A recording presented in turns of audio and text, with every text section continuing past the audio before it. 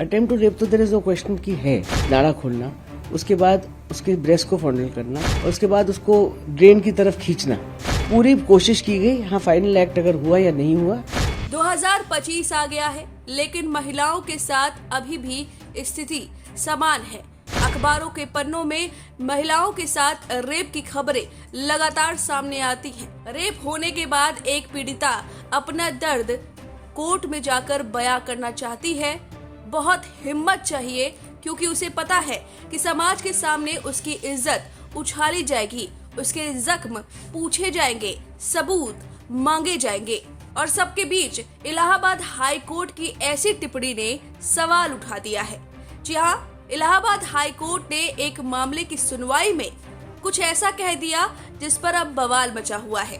कुछ इसका विरोध कर रहे हैं तो कुछ इसका समर्थन। दरअसल इलाहाबाद हाई कोर्ट ने टिप्पणी देते हुए कहा कि पीड़िता के स्तनों को पकड़ना, उसके पैजामे का नाड़ा तोड़ना, उसे पुलिया के नीचे खींच कर ले जाने की कोशिश करना रेप या रेप की कोशिश नहीं मान सकते।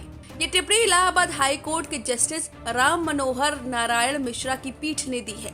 इससे पहले भी कुछ ऐसी ही टिप्पणी बॉम्बे हाई कोर्ट की एडिशनल जज पुष्पा गनेडीवाल ने दी थी। उन्होंने यौन उत्पीड़न के एक आरोपी को यह कहकर बरी कर दिया था कि कपड़े के ऊपर से स्तन दबाना यौन अपराध के अंतर्गत नहीं आता। आरोपी के ऊपर पॉक्सो एक्ट नहीं लगाया जा सकता।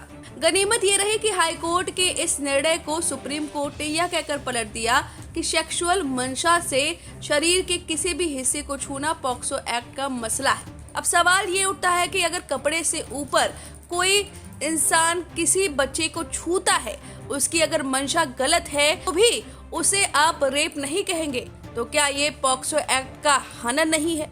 लोग सवाल उठा रहे हैं कि ऐसी टिप्पणियां आखिर हाई कोर्ट की तरफ से आ क्यों रही हैं? आखिर पॉक्सो कानून बनाया ही क्यों गया?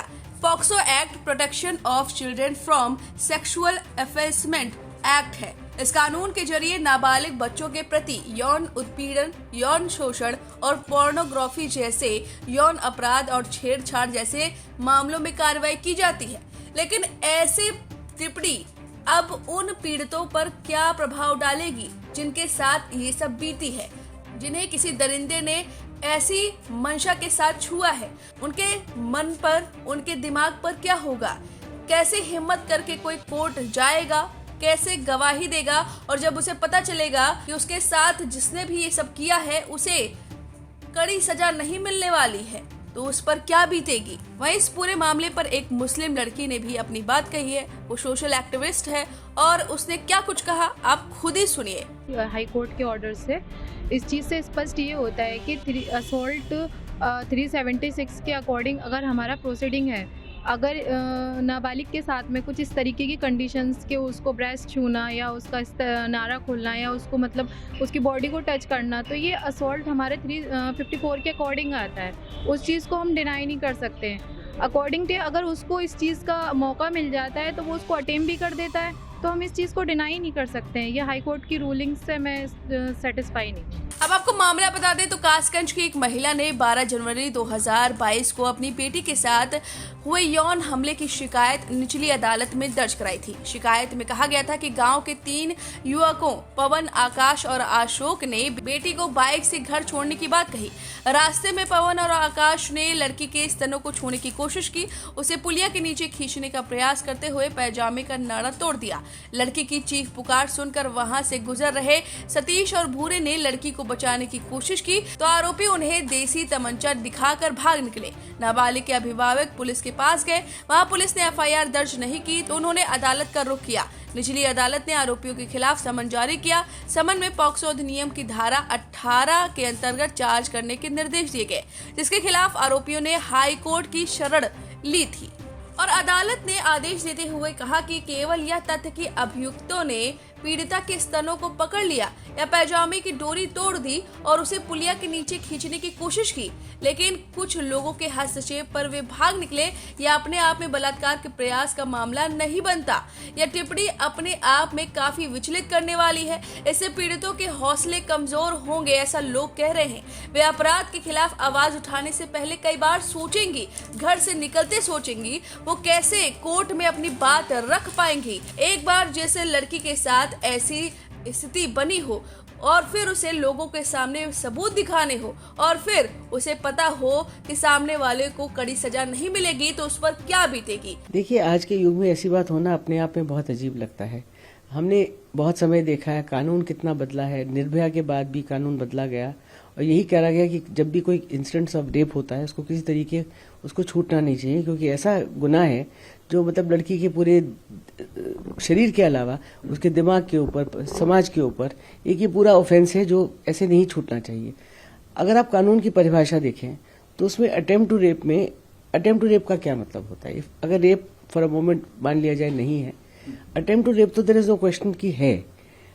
सलवार की नाड़ा खोलना, उसके बाद उसके ब्रेस्ट को फॉन्डल करना और उसके बाद उसको ड्रेन की तरफ खींचना, मतलब पूरी कोशिश की गई। हाँ, फाइनल एक्ट अगर हुआ या नहीं हुआ तो ये अटेम्प्ट टू रेप की कैटेगरी में आता है and there is no question कि इसकी पनिशमेंट उसको नहीं मिलनी चाहिए।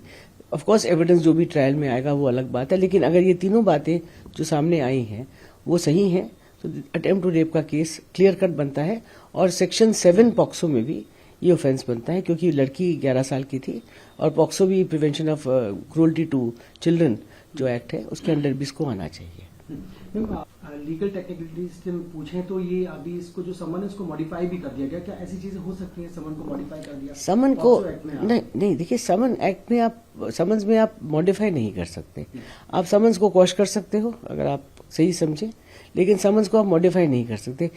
जब इन्वेस्टिगेशन केस की होती है उसके बाद सेक्शन को मॉडिफाई किया जा सकता है। चार्जशीट के समय में सेक्शन कैन बी मॉडिफाइड, लेकिन अल्टीमेटली आप समन्स की स्टेज पे उसको नहीं कर सकते। फॉर लेसर ऑफेंस आप करके करना अपने आप में गलत है।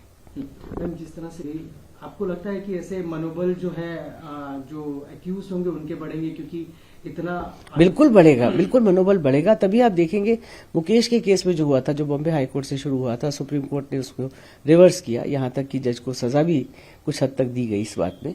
उसमें स्किन टू स्किन कॉन्टैक्ट ये रेप नहीं होता, ये अपने आप में माना नहीं, सेक्सुअल असॉल्ट नहीं होता, ये माना नहीं गया था। सुप्रीम कोर्ट ने इस पर पूरी मतलब तिरस्कार किया था इस बात का कि ऐसा जो जजमेंट है गलत है और ये नहीं माना जा सकता, मान्य नहीं है। तो ऐसी स्थिति में अगर आप ऐसी रिमार्क्स भी करेंगे और ऐसे जजमेंट्स पास करेंगे और समन्स को मॉडिफाई कर देंगे तो समाज में क्या प्रतीक होगा।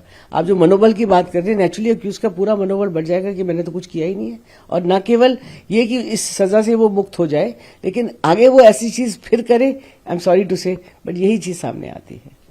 लास्ट क्वेश्चन, इस केस में आगे और क्या हो सकता है, क्योंकि इस वक्त अपील हो सकती है, obviously appeal can lie Allahabad high court में, it can be before division bench और अल्टीमेटली आप सुप्रीम कोर्ट ऑफ कोर्स। और मेरा ये मानना है कि ऐसी चीजें जब पूरी तरह से ली जाती है तो डेफिनेटली जस्टिस होता है, कानून की पूरी अपनी जो मर्यादा है वो अपहोल्ड होती है। वीके न्यूज, राष्ट्र के नाम।